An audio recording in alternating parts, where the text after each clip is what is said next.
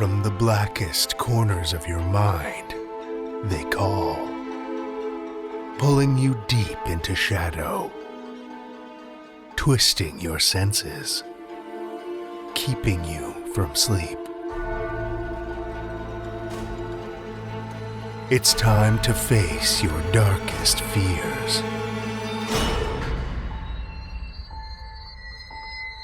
This is Tales to Terrify.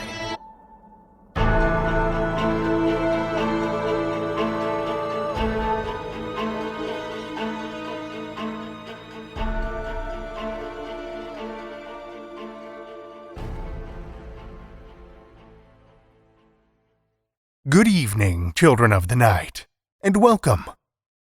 I'm excited to kick off this week's episode by announcing the winners of our second ever flash fiction contest.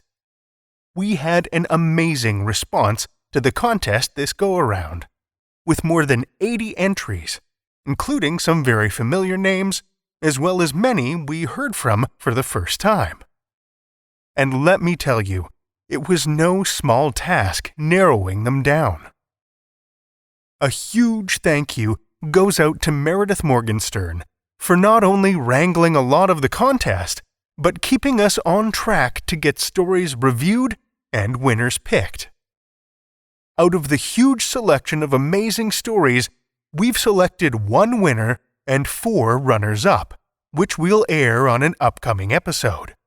So, without further ado, I'm thrilled to announce that the winner of our flash fiction contest is a little bite-sized morbid morsel from author T.F. Ahmad, titled A Short Letter from Nazir Farouk to His Friend Sir Christopher Collins. We've heard from T.F. before, but on the other end of the mic as a narrator on episodes 400 and 410. We're thrilled to have your story on the show, T.F. Congratulations, and thanks for submitting. Rounding out our winners selection are 4 runners-up. The Nightmare Boy from James Canis, Christy Nogle's Viridian Green, Carrie Lee Grady's The Nightmare She Wears, and something a little different, a poem by Amy Sampson Cutler titled My Dead Girl. Congratulations to all of you, and thanks again to everyone who entered. If you want a refresher on the inspiration for this contest, I've left the image up at talestoterrify.com/flashfiction, where you'll also be able to take another look at the list of winners. We're excited to produce these tiny terrors for you, children of the night, and we'll be shopping the stories to our narrators soon. I'll let you know once I've got a better idea of when you can expect the Flash Contest episode to hit your ears. Right now, it looks likely that'll be sometime later in the spring. But don't rest your writing hand just yet. Our search for horrifying fiction doesn't end with the conclusion of our contest. No, we're just a week away from fully opening for submissions. That includes works up to 10,000 words. And, as I mentioned last week, we'll be keeping an eye out for works horrifying enough to feature on our landmark 500th episode, coming up later this summer. If you want to prepare yourself, head over to talestoterrify.com/submissions for all of the details on what we're looking for and how to submit. The portal opens April 1st. No April Fool's joke, I promise. Before we move on, I'd like to give a shout-out to a few listeners who've taken the time to review us on Apple Podcasts. A huge thank you to Once Upon a Fan and Adam198585 for sharing your love of the podcast. It's been so amazing to hear the feedback lately, and we appreciate it so much. It's great to know there are dark and twisted minds out there that enjoy what we do enough to share their thoughts with others, or even support the show. So, if you've got something to say, Children of the Night, we'd love to hear your reviews.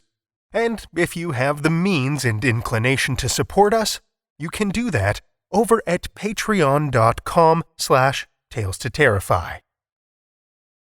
This week we've got a short stopover in the city of Woodstock in southern Ontario. The community might seem like an unlikely place to attract the attention of a paper like the New York Times. But back in January of 1886, it did just that. And not for a very pleasant reason.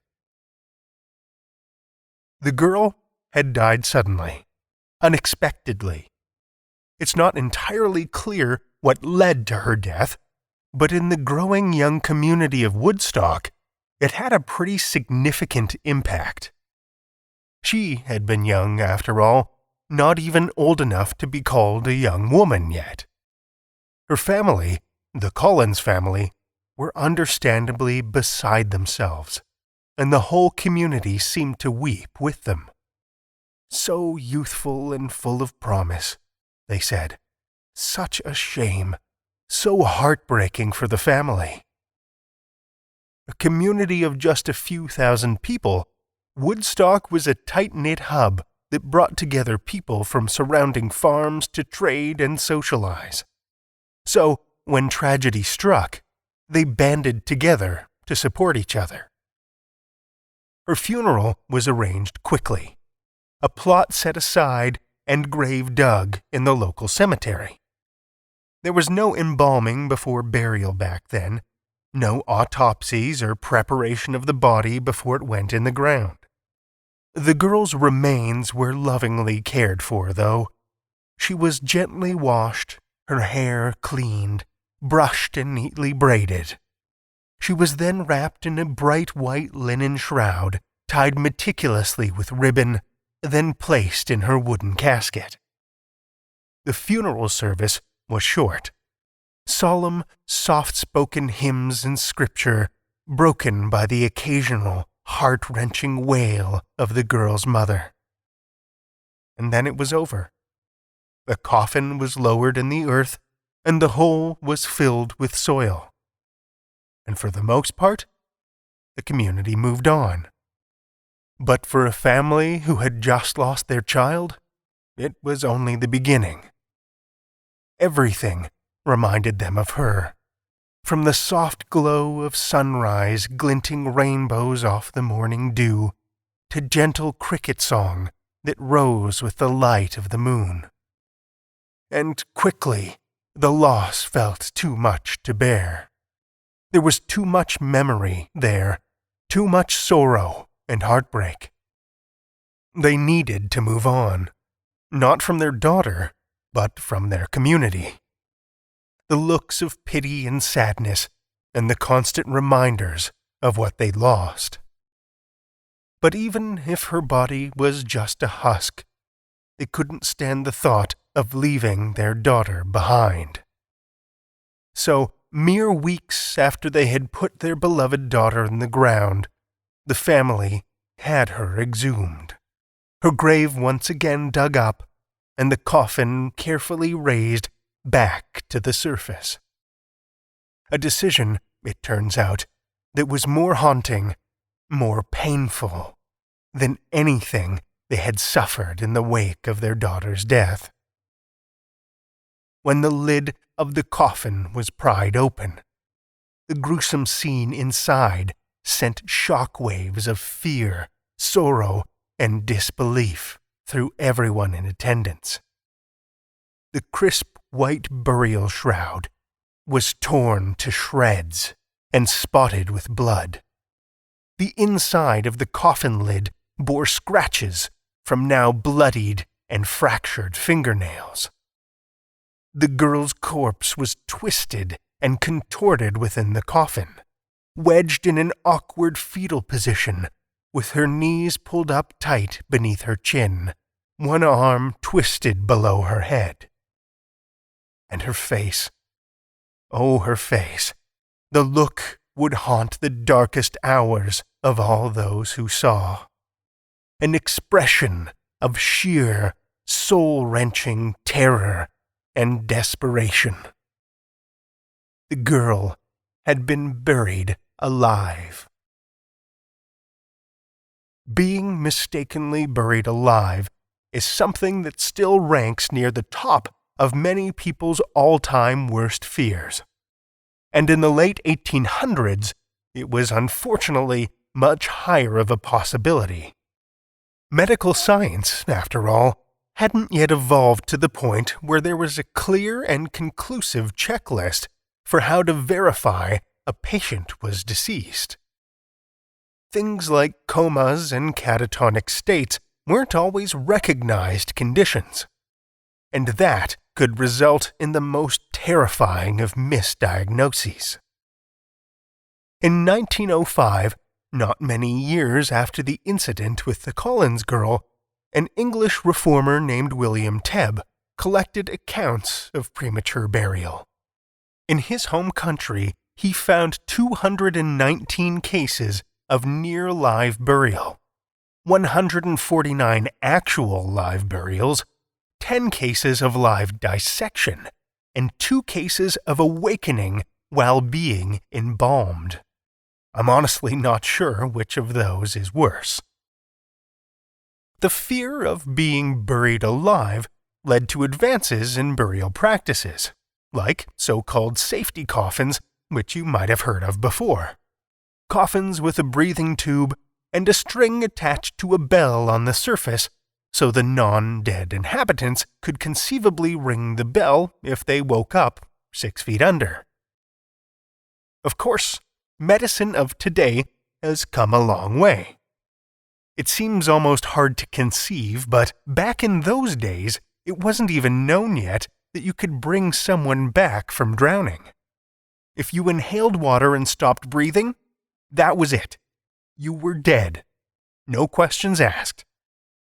Now, though, thanks to advances like CPR and defibrillation, we're capable of bringing people back from the edge of death, or even beyond. I even read, and this seems crazy to me, if you drown in cold water, a recent study says it can be possible to be resuscitated as long as 2 hours after your heart stops beating. That seems insane. So, premature burial, it's a thing of the past, right? With the incredible amount of medical technology at our fingertips, it shouldn't be possible to mistake a condition as unequivocal as death, right? So you'd think. But there have been at least a handful of notable incidents in the last 20 years. In 2001, a body bag arrived at a funeral home in Ashland, Massachusetts, with a living occupant inside. Fortunately, they were discovered to be alive before any embalming or burial could take place. Then, in 2014, there were 2 accounts in the same year in Greece of women being accidentally buried alive. Each time, the women were heard screaming from beneath the earth by people nearby. In one case, it was the family. In another, it was children in a nearby playground. But each time, by the time the graves were opened, the women were truly deceased. So, I don't know about you, but after hearing these truly terrifying tales, I feel like the fire and finality of a good old-fashioned cremation sounds awfully inviting. Time to update the old will, I guess. And on that cheerful note, let's hear some fiction. We have another triple header for you this week, children of the night. First up is a tale from Christopher Cosmos. Christopher Cosmos is a best-selling author and Blacklist screenwriter from Grand Rapids, Michigan, whose debut novel, Once We Were Here, is now available from Arcade Publishing. He's also a graduate of the University of Michigan and recipient of a Chick Evans Scholarship. More info about him and his work can be found at christophercosmos.com or by following him on Twitter at ChristosCosmos and Instagram at ChristopherCosmos. Links, of course, are in the show notes. children of the night, join me for Christopher Cosmos's Rakshasa, a Tales to Terrify original.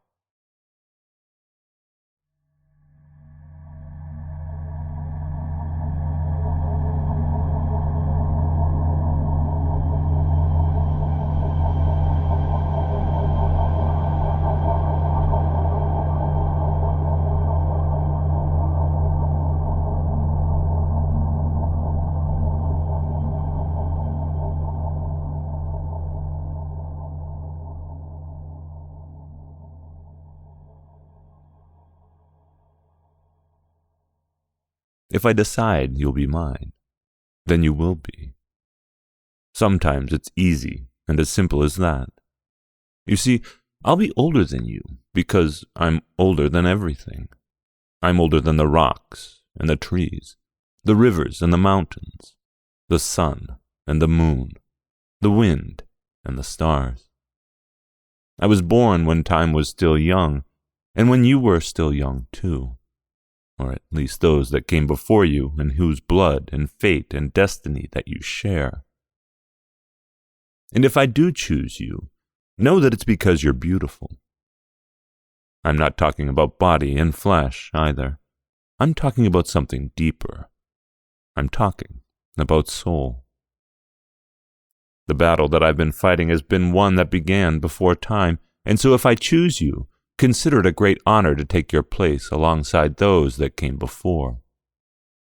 Consider it the greatest honor of your life to be chosen by one who has seen everything. Gods and heroes roaming this earth, battles and cities that are no longer remembered, Dravidians, Vedans, Persians, a golden conqueror from the west, Mauryaans, Vasco da Gama, the light-skinned British. I've seen all of that. I've lived through all those times and amongst all those people, and I've now chosen you.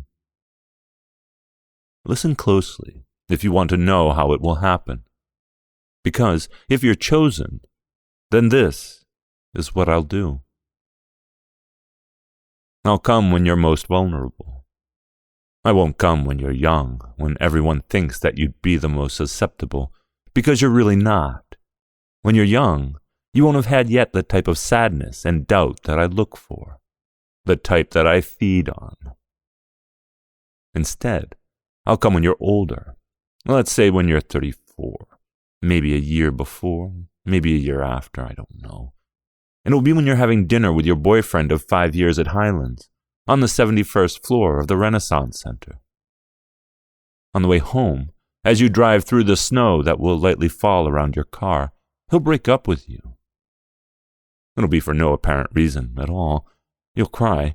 You'll think about all the time you wasted with him, and how wasted time for him isn't the same as wasted time for you. And then you'll call your mother for the first time in too long. It's 11 p.m. in Detroit, which means it's 8:30 a.m. in Mumbai. Why do they have that 30-minute difference again? It doesn't matter. She'll hear you crying. You'll tell her what happened. She'll say that it's almost Christmas in the United States, so you must have some time off work coming up. And why don't you come home? You'll shake your head and tell her no, because it's habit, because it's what you always do. But then you'll realize that this time it's different. You'll realize that you want and need to see your mother. And so you'll book a ticket, and you'll go. You'll arrive at Chhatrapati Shivaji Maharaj International Airport, and your father will be there to pick you up. You'll see the colors again as you drive home with him. You'll hear all the noises, see all the people, your people. You'll feel the streets of the city where you were born and raised, and it will mean more to you than you thought it would. All of these things you've forgotten since you left for college. You'll get to your house, and you'll hug your mother and then go upstairs and put your things in your childhood bedroom, and it won't be long until your parents tell you that they've talked to one of their friends, and there's someone that they want you to meet. Oh no, you say, as you roll your eyes. But they'll persist, and so you'll go. You'll meet him at a restaurant that he chooses. one that you've never heard of because you haven't been to Mumbai in too long. And when he shows up, you'll be surprised at how he looks because he'll be beautiful.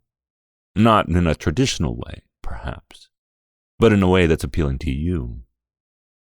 He'll tell you that he splits his time between Mumbai, London, and New York, and how he had recently been in finance, but he stepped back to get into investing, and his new project is a restaurant that he's going to open.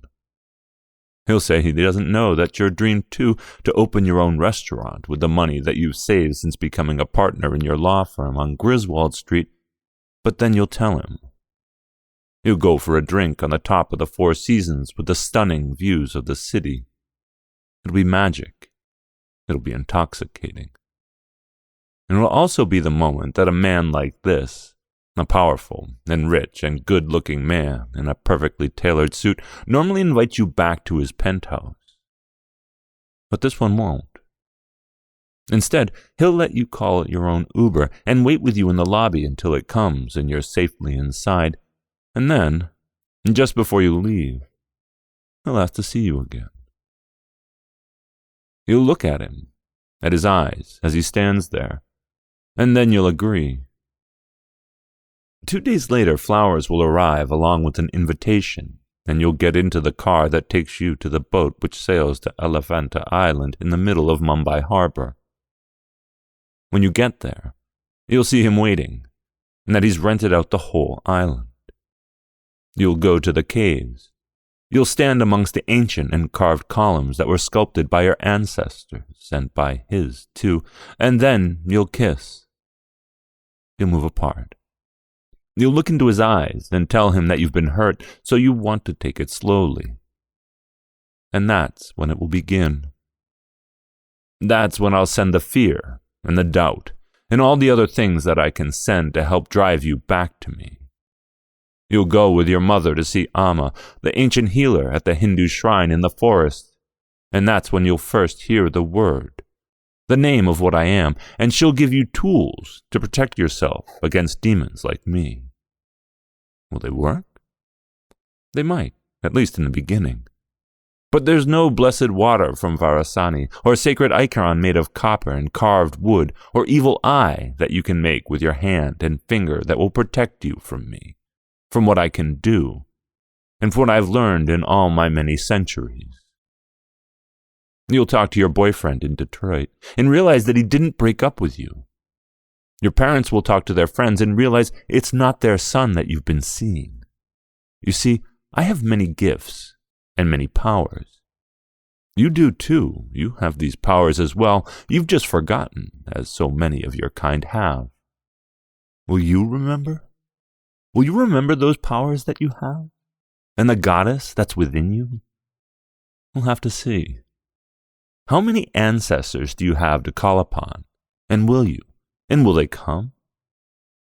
That's what we'll find out when the battle for your spirit truly begins. And we'll find out if it will be my ancient and jagged teeth that sink into your skin and taste your sweet and innocent soul.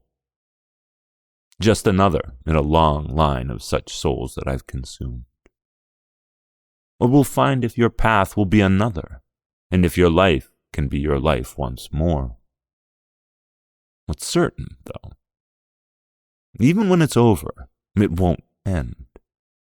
I will return, you can be certain of that, or perhaps it will be another like me. And maybe you'll recognize the signs when I do. Maybe you'll have learned from this experience if you survive it.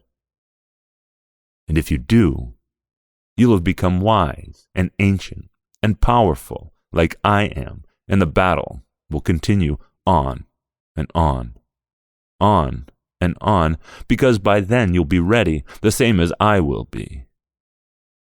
You'll be ready, and you'll know how to fight and struggle against me.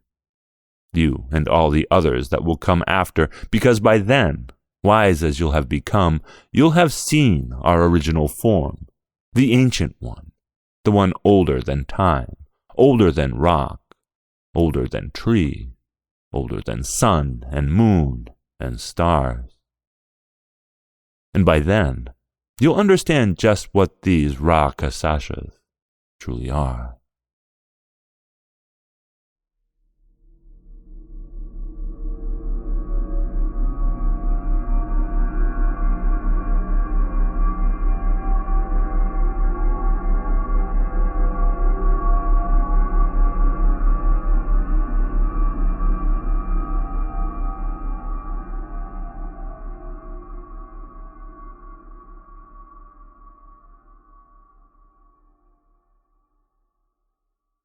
That was Christopher Cosmos's Rakshasa, as read by our very own Seth Williams. Seth Williams is a narrator who has read for Far-Fetched Fables, Starship Sofa, and Tales to Terrify, where he currently volunteers as editor. When not day jobbing, he enjoys listening to fiction podcasts and audio drama.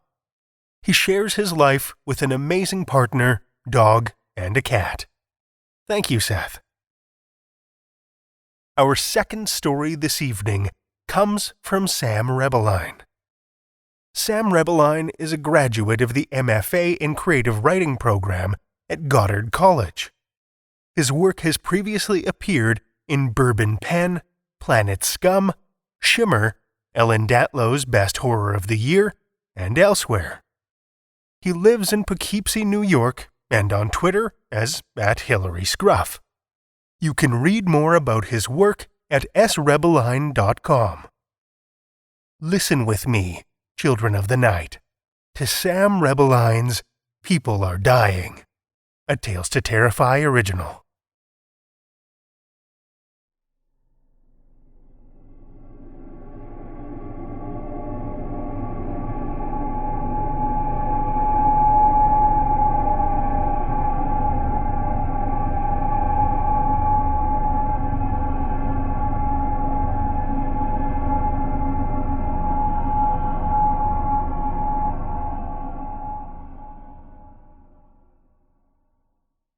The Colson farm used to sell Christmas trees, but that was before Sandy Colson cut up her husband, then ate him, and then hung herself. Then the place didn't sell anything. The Colson house was declared a landmark because of how famous the tree farm was, but nobody tended it. The workmen who were supposed to, they said they heard weird things in there at night, sawing and snapping and laughter. They avoided the place. It grew dilapidated. The evergreens surrounding the house grew tall and twisted, unearthly. The Colson house might have been this historic landmark, sure, but we knew. We all knew it was haunted. Kids kept daring each other to go in the house and then not coming out. Melissa Donovan's son Clay and Hayden Erickson went in there one night, but only Hayden came out, crying, saying something got Melissa's kid. The police couldn't find anything in the house, and one of the officers wouldn't even go in. Clay was declared missing, but everybody knew what happened to him. Then it was the Tanger sisters, and Samara Trevor, Bill Trevor's daughter, who went in there a few days before Halloween. The Tanger sisters said something swooped down from the ceiling and gobbled up Samara. They said they'd known the place was haunted, but not that haunted. Samara was never found, but Bill still hears her crying at night through the static in the TV. This had happened a few times before. It happened a few times after. Finally, the town got together and demanded somebody tear down the Colson place. People protested outside the town hall, carrying signs and wearing t-shirts with dead kid faces on them. "The place is fucking ungodly," wrote Tammy Riordan on Facebook. She was a big woman with a strong voice. She and her husband owned the bowling alley downtown. She had to yell a lot over the sound of pins. People listened to her. "I've had enough of this BS. It's time to tear down the ghost house." "You should make that a hashtag," said her husband. Hashtag tear down the ghost house. "Don't tell me what to do," she snapped, before admitting it was actually a pretty good idea. After several days of protests and talk, the town council held a special meeting to discuss the issue concerning the Colson house. "The issue is it's fucking haunted," Melissa Donovan yelled. "It's killing our children." A thunder of agreement from the other parents. Many were gathered at this meeting. Many more watched the live stream at home, including Tammy Riordan. "Miss Donovan, said Councilman Peters into the microphone. "The Colson house has stood for nearly 80 years. It's a landmark." "It's been empty for 30 of those," yelled Bill Trevor. "No good to anybody." More agreement from the others. Peters looked nervously at the other councilman. "But, Mr. Trevor, Bill, I mean, there's no evidence that the house itself is killing folks. You can't prove the existence of..." He wouldn't stoop to saying ghosts. "There is no connection between these events." "The house!" yelled the town. "The house is the connection!" "We can't let a few bad experiences impact the... Look, it's a tourist attraction. People come from..." "Who?" yelled Melissa Donovan. "Who comes? Nobody! That house is rot!" "People are dying." A chorus of... "Tear it down! Tear it down!" Peter slid his glasses up his nose. "Well, of course, we'll, have to review the, They booed him into silence. They knew. They all knew what the Colson place did. The evidence was clear as day. Tammy's husband turned to her on the couch. "You should run for council," he said. "Riordan 2020. Tear down the ghost house." Don't tell me what to do. Tammy snapped before admitting it was actually a pretty good idea. Forget Peters. They'd have to take care of things themselves. Tammy's campaign was uncompromising. She went door to door for months getting signatures, handing out an exhaustive number of pamphlets, and #TearDownTheGhostHouse buttons. In November, Peters was voted almost unanimously out of office. Swiftly, Tammy held a town vote. Again, the decision was near unanimous. The town would pay to have the Colson evergreens uprooted and the house demolished. Everyone was thrilled. The day of, parents gathered around, standing anxiously down the Colson driveway, wondering what bodies or secrets might fall out when the house was torn down. But nothing came. Just rubble and dead rats and a single shoe. Everyone stared at the hole in the air where the house had been, waiting for a sign, until the sun set. What should I do with the lot? Tammy asked one night over dinner. "Build another alley," said her husband. "Colson Lanes." Don't tell me. Actually, that's a pretty good idea. By March, Colson Lanes was up and running, neon and all. Everyone was thrilled. We love bowling. Tammy ran the town council and the lanes simultaneously. For several months, business boomed. The town prospered. People liked to listen to Tammy. But her husband. "You should do this," he told her. "You should do that," instructing her on the business she'd begun. "You should. You should." One night, he accosted her in the kitchen as she was doing dishes. "Tam, I've been thinking. You should really blah, blah, blah." She looked at him. She turned to the drying rack. She grabbed a large paring knife. Stop. Hack. Telling Hack. me. Hack. So she cut up her husband, then ate him, and then hung herself. Then nobody bowled at Colson Lanes. It grew dilapidated. Evergreens sprouted anew from the blacktop of the parking lot. They grew tall and twisted, unearthly. And the people who parked in the lot to make out and smoke pot, they said they heard weird things there at night, sawing and snapping and laughter. They avoided the property. People say lots of things about Colson Lanes, but we know, we all know, it's haunted.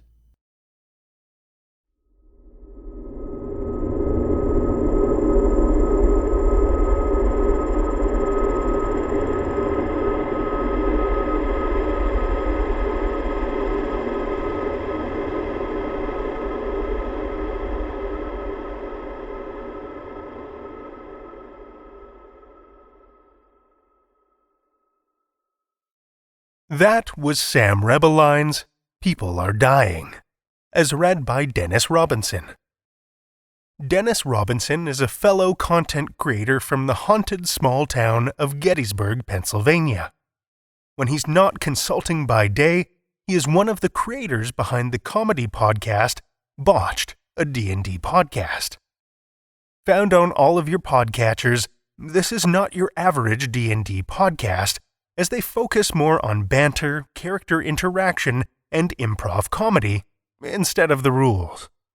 They even had an H.P. Lovecraft-themed campaign for Season 4, set in 1932 New York City.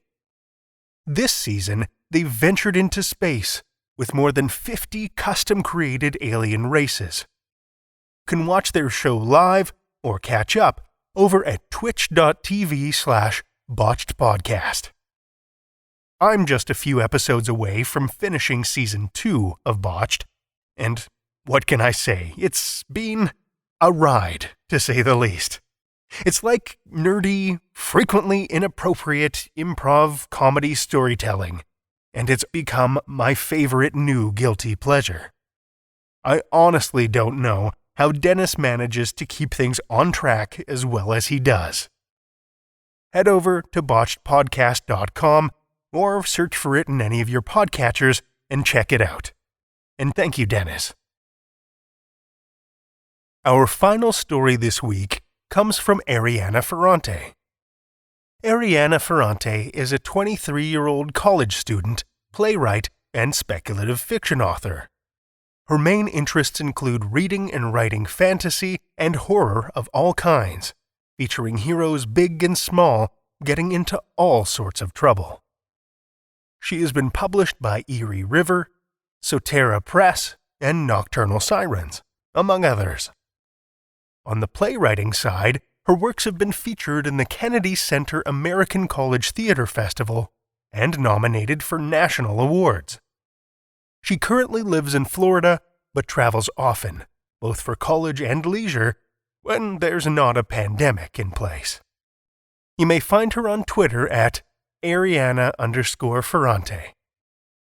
Listen with me, children of the night, to Ariana Ferrante's Like Hurting Cats, a Tales to Terrify original.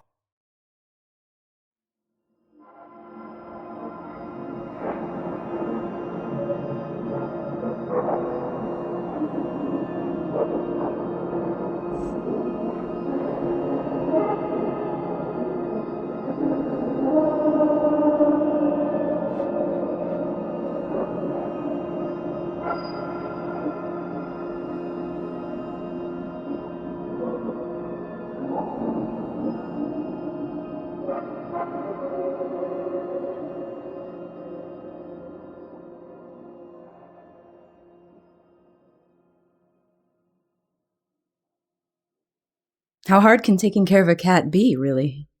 It's a cat. No walks, no playing fetch, no stimulation needed. I probably don't even need to worry about cleaning up the thing's crap thanks to the litter box.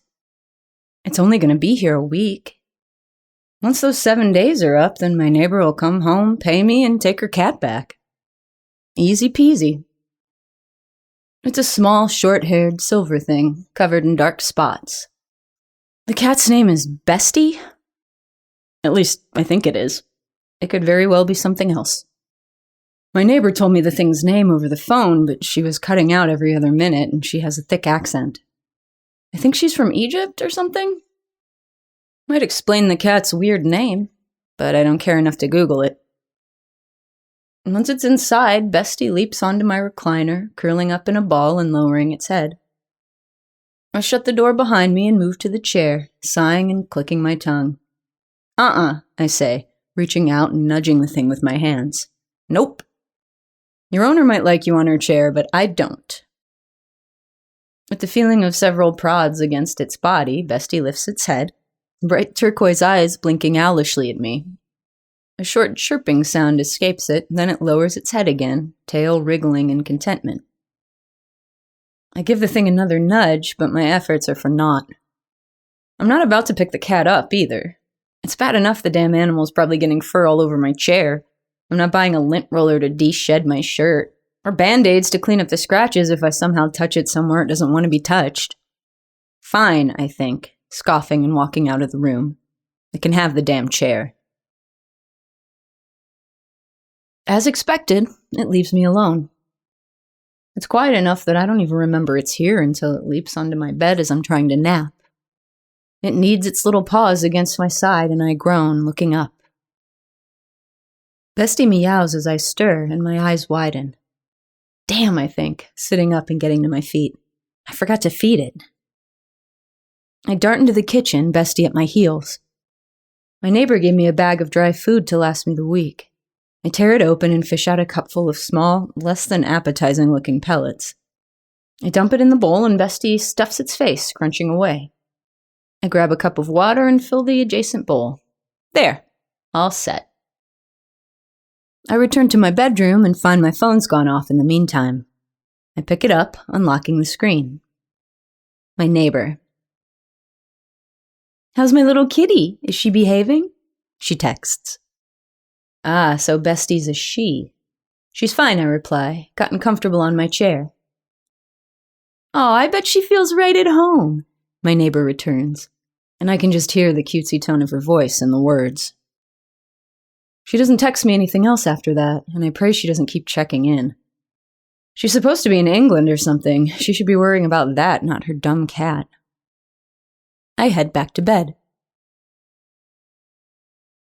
I wake up the next morning to the sound of Bestie meowing up a storm in the other room. I groan, wiping the sand from my eyes and going to investigate. I find her at the window, chirping and mewling as she sits perched on the windowsill. I walk up to her, looking past the window pane to see whatever it is she's yelling at. I blink in befuddlement, gaze landing on the source of her noise. It's another cat, a fat ginger tabby, and it's sitting right outside the house. I grumble. Ugh, a stray. This neighborhood's filled with them. I shut the shade, earning a meow of disapproval from Bestie as she leaps down onto the floor. No talking to strangers, I tell her, ignoring her whines. I refill her food bowl and it seems to appease her. When I come back from work, I find the ginger cat from before sitting at my door, scraping at the wood with its claws. This time, however, it's got a friend, a tiny white kitten fluffier than a cotton ball. I push past them, nudging them away from the entrance with my feet.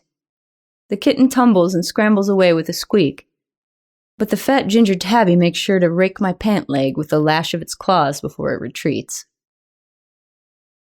I push open the door and Bestie tries to move past me. I grab her before she can place a paw outside, hurrying through the threshold and slamming the door behind me. Nope. No, bad kitty, I say, putting the squirming feline back down. Stop it! I sit down in my chair, sighing and turning on the television. My gaze flicks over to Bestie and I find her at the door, meowing and chirping away. I take the remote and crank up the volume, not stopping until I can no longer hear the cat's endless meows. 3 days into the job, and when I open the door to go to work, there's 5 goddamn cats in the driveway. The fat ginger tabby and the tiny kitten from before are back, now joined by a pair of tuxedo cats and a calico. Shoo! I shout, but the cats remain unperturbed, tails swishing. Damn it, get out of here! I move them gently away with my leg, but they move back into place. I try to step over them, but they stand on their hind legs and bat at my pants, claws extending to try and grab at my attire. I curse under my breath, jumping off the side of the patio instead to circumvent the stubborn felines. They're gone once I return home, thank God. 4 days into the job, and I feel something crunch under my car as I pull into the driveway. My blood runs cold in my veins, and I yank the key out of the ignition. I leap out of the car, heart racing in my chest. Oh God, no. No, no, no. I'd shut the door when I left, right? I must have. There's no way I couldn't have. I'd never be that careless, especially now. I run behind the car to investigate, biting my tongue to stop myself from cursing. It's not Bestie. Thank God. It's the damn fat ginger tabby she's been talking to. Rather, it was the ginger tabby. I cover my mouth with a hand and avert my gaze from the thing's crushed corpse. Great. I'm gonna have to clean the damn thing up. Now! The last thing I need is for my neighbors to see a dead cat in my driveway and start asking questions. I'd die of embarrassment. I don't need to have to explain anything to them. especially considering I'm supposed to be taking care of a cat. It wouldn't be a good look. I hurry inside the house and Bestie clings to my ankles, digging her claws past the fabric of my pants. I jump in a fright, wincing in pain. I manage to shake her free and she darts into another room. Christ, I think, just make my day worse, why don't you? I grab a pair of thick gloves from my closet and a shovel from the garage. I figure burying it's the best option. If it were much smaller, like that kitten, I'd just toss it in the garbage. But from the looks of it, the thing was pretty well fed. I open the front door and walk toward the back of my car. I stop in my tracks, nearly dropping the shovel. The cats are back. There's at least 10 of them now, all surrounding the ginger cat's corpse. Most of them are sitting down, heads lowered. A few prod the dead body with their little noses, while others nudge it with a paw. Once I arrive on the scene, however, they all turn to look at me, slitted eyes burning into my body. They start hissing, a few getting to their feet and stalking toward me. Their backs raise and their ears flatten, claws sliding out from their paws as they continue their approach. My fingers tighten around the handle of the shovel, knuckles whitening with the strength of my grip. Ah, son of a...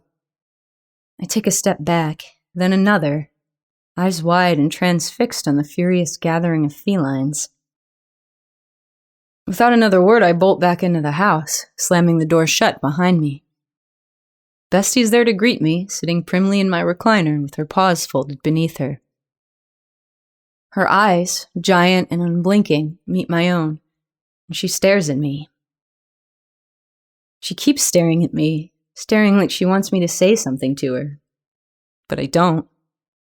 I can't. I fill up her bowl and retreat into my room. The dead body can wait. I'm not going back outside until those things are good and gone. 5 days into the job, and the cats aren't gone. They've only grown in number. I peer out the window and find them sitting there still, keeping their angry vigil over their fallen companion. By now, the corpse has started to attract flies, and the pooled blood beneath its body is brown and dried on the pavement. They notice my staring and they glare, hissing and yowling. I pull the shade down, but it does nothing to quell their rage. If anything, I think they get louder. One thuds against the door and starts to claw, little razor-sharp nails scraping against the painted wood. Another thud, another scratch, another thud. Yowling, hissing. I call in sick. 6 days into the job, and I haven't slept a minute since the day before. I can't say I didn't try, because I did. I really did. But the cats outside are screaming and clawing the door, and they just won't stop. I don't know how they haven't gotten tired or gotten a neighbor's attention, and I don't know what the hell to do. My head throbs at the nonstop sound, and my brain screams for some kind of release. I sit up in bed and my ankle starts hurting. I find the source of the issue rather quickly. It's the scratch Bestie gave me yesterday, the broken skin raised and pink. Great, I whisper, and leave my room to get something for it. When I open the door to do so, however, Bestie's waiting for me, sitting patiently and tail wriggling. Her big turquoise eyes blink up at me, glittering and calm even under the discordant hisses and yowls from her kin outside. A growl rumbles in her throat once I notice that, betraying the sereneness of her posture. I push past her, quickly grabbing some Band-Aids from the bathroom and sitting on the recliner to apply them. I grit my teeth as I peel off the small film covering the adhesive end, the sound of cats clawing at the front door outside ringing endlessly in my ears. I wince, pressing the bandages over the pink scratch. I pray it's not infected. I have no idea what Bestie might be carrying. As I'm smoothing the Band-Aids into place, Bestie yowls, leaping from the carpet and onto my chest. She claws at me, paws slamming swiftly against my cheeks, raking open the skin with whip-quick lashes. I shriek, throwing her off me with a pained yowl of my own. She collides paws first to the ground and runs away. I don't care to find out wherever she's run off to. I reach up, clutching my face with my hand. Immediately, my fingers come away wet and red, and I scramble to grab my phone from the table beside me. I smear the screen with my blood, but I don't care. I type through the redness, texting my neighbor in a panic. "Bestie's trying to kill me," I text her, heart thudding against my ribcage. I spot her across the room standing by the door, turquoise eyes locked onto my trembling face. All around her, I hear the yowling and the hissing of the cats behind the entryway. She's got friends outside, and she's trying to kill me or drive me insane or something, and you gotta tell me what to do. She texts me back almost immediately, the vibrating of my phone in my bloodied hands making me jump. Basti. My fingers tap anxiously against the keyboard. Basti? Short for Bastet, she explains. The goddess of cats. My heart beats against my fingertips, eyes following the spotted silver feline as she leaps onto the table beside the front door. Basti takes care of her own, she texts me, and the hissing outside gets even louder. And you obviously haven't. Basti presses a paw onto the handle and the lock clicks. Immediately, the cats on the other side push open the door, the once barely muffled hissing now even louder than the panicked hammering of my heart. They stream into my home, dozens of them, a terrible and multicolored mass of fur and claws and fangs. I manage to scream once before I'm overwhelmed.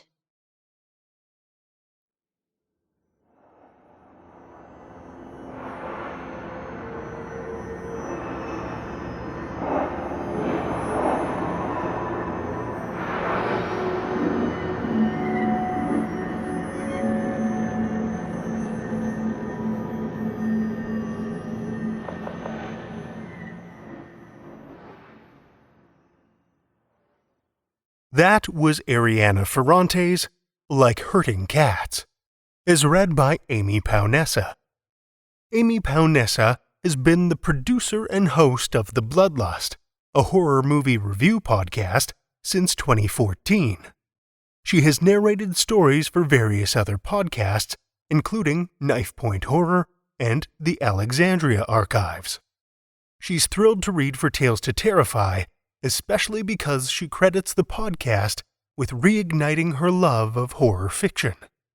You can contact Amy through her website, thebloodlust.net. Thank you, Amy.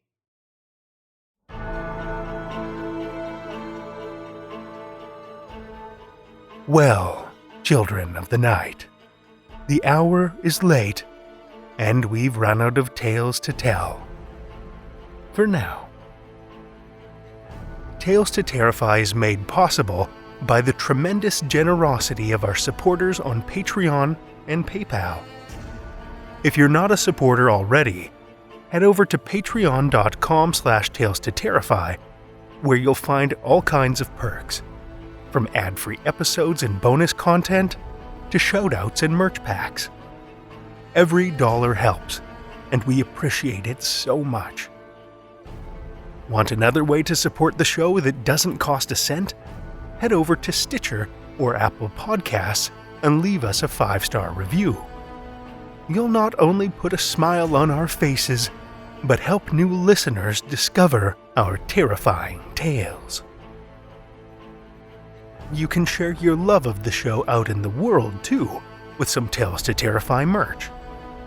TalesToTerrify.com/merch will shoot you over to our TeePublic store, where we've got a great collection of creepy, custom, and curated designs that's always growing, so check back often.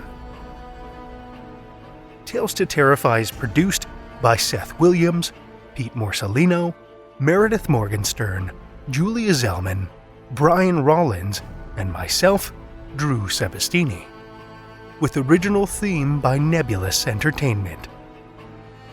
Tales to Terrify is distributed under a Creative Commons Attribution, Non-Commercial, No Derivatives license. Join us again next week as we invite the terror in with more Tales to Terrify.